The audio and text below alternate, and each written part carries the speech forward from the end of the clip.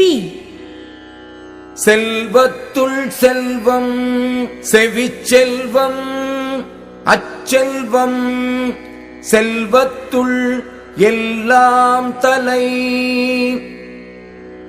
செவியால் கேட்டறியும் செல்வம் செல்வங்களுள் ஒன்றாக போற்றப்படும் செல்வமாகும். அச்செல்வம் செல்வங்கள் எல்லாவற்றிலும் தலையானதாகும். செவிக்கு உணவு இல்லாத பொழுது சிறிது வயிற்றுக்கும் ஈயப்படும். செவிக்கு கேள்வியாகிய உணவு இல்லாத போது அதற்கு துணையாக உடலை ஓம்புமாறு வயிற்றுக்கும் சிறிது உணவு தரப்படும்.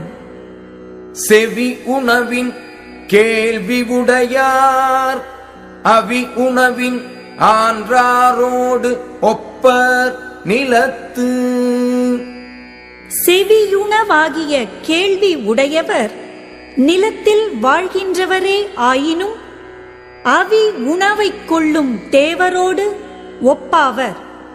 கற்றிலன் ஆயினும் கேட்க அஃது ஒருவர்க்கு ஒர்க்கத்தின் ஊற்றாம் துணை. நூல்களைக் கற்கவில்லையாயினும் கற்றறிந்தவரிடம் கேட்டறிய வேண்டும். அஃது ஒருவனுக்கு வாழ்க்கையில் தளர்ச்சி வந்தபோது ஊன்றுகோல் போல் துணையாகும். இழுக்கல் உடையுழி ஊற்றுக்கோலற்றே ஒழுக்கம் உடையார் வாய்ச்சொல். ஒழுக்கமுடைய சான்றோரின் வாய்ச்சொற்கள் வழுக்கல் உடைய சேற்று நிலத்தில் ஊன்றுகோல் போல் வாழ்க்கையில் உதவும். எனைத்தானும் நல்லவை கேட்க அனைத்தானும் ஆன்ற பெருமை தரும். எவ்வளவு சிறிதே ஆயினும் நல்லவற்றை கேட்டறிய வேண்டும். கேட்ட அந்த அளவிற்கு அவை நிறைந்த பெருமையை தரும். பிழைத்து உணர்ந்தும் பேதைமை சொல்லார் இழைத்து உணர்ந்து ஈண்டிய கேள்வியவர்.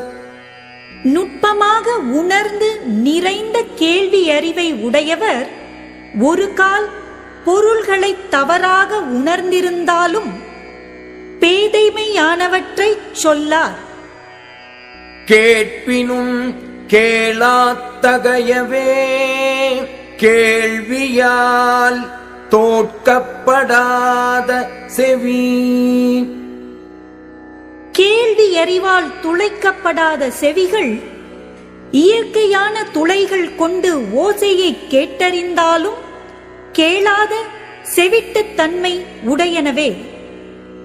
நுணங்கிய கேள்வியர் அல்லார் வணங்கிய வாயினர் ஆதல் அரிது.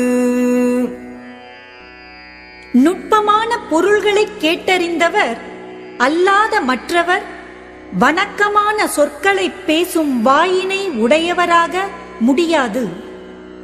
செவியின் சுவை உணரா வாய் உணர்வின் மாக்கள் அவியினும் வாழினும் என். செவியால் கேள்வி சுவை உணராமல் வாயின் சுவையுணர்வு மட்டும் உடைய மக்கள் இறந்தாலும் என்ன, உயிரோடு வாழ்ந்தாலும் என்ன,